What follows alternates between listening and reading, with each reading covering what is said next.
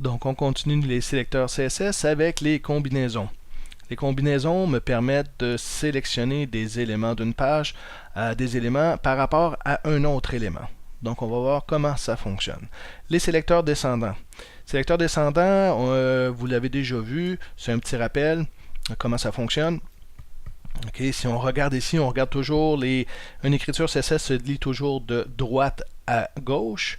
Donc, je regarde ici, je veux sélectionner un élément span qui est enfant d'un élément A, qui est enfant d'un LI, qui est enfant d'un UL, qui est enfant d'un article.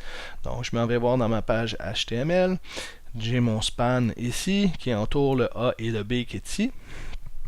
Eh bien, je sélectionne mon span, s'il est enfant de A, s'il est enfant d'un LI, s'il est enfant d'un UL et s'il est enfant d'un article. Donc j'ai donné tout le chemin au complet. Si ma condition est bonne, je vais pouvoir mettre la couleur à mon élément.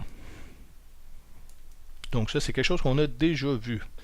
On va peut-être des fois prendre un raccourci au lieu de nommer tout au complet le chemin. Je m'en viens ici dans ma section. J'ai des P. Ben, ici, je peux simplement dire tous les P qui sont dans une section. Je ne suis pas obligé de passer par article. La condition fonctionne. C'est tous les P qui sont dans une section. Donc, peu importe que mon P se retrouve dans une division ou que mon P se retrouve dans un article, il se retrouve sous section. Ben, je sélectionne tous les éléments de cette façon-là. Donc, ça aussi, c'est quelque chose qu'on a déjà vu, c'était plus la révision. J'arrive ici, le sélecteur enfant. Enfant direct. Donc, ici, on a une écriture de plus, c'est le plus grand. On va voir ici dans les sections, tantôt, on avait ici, c'était tous les P qui étaient dans une section, peu importe où se trouvait.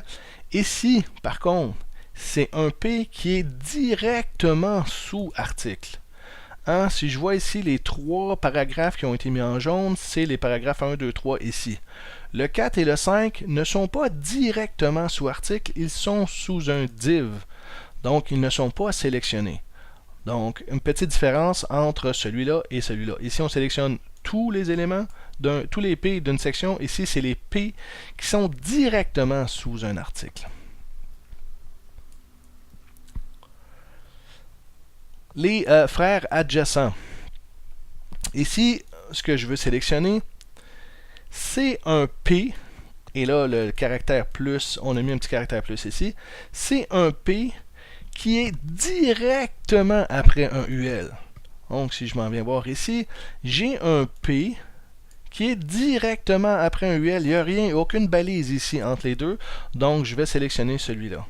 Le deuxième P n'a pas été sélectionné et tous les autres P n'ont pas été sélectionnés. Il faut absolument que ce P-là suive immédiatement un UL. On a un autre ici, un autre cas ici. Je veux sélectionner les A. Et là, il y a un espace ici. C'est les A qui sont un enfant d'un LI. Mais ce LI-là doit être directement après un LI. Donc, si on regarde ici, j'ai des LI avec des A. Et ce qu'on peut remarquer, c'est que le premier ici n'a pas été sélectionné. Oui, il y a un A dans un LI, mais elle ne suit pas directement un LI. Le premier n'est pas sélectionné parce qu'il n'y a pas de LI en premier.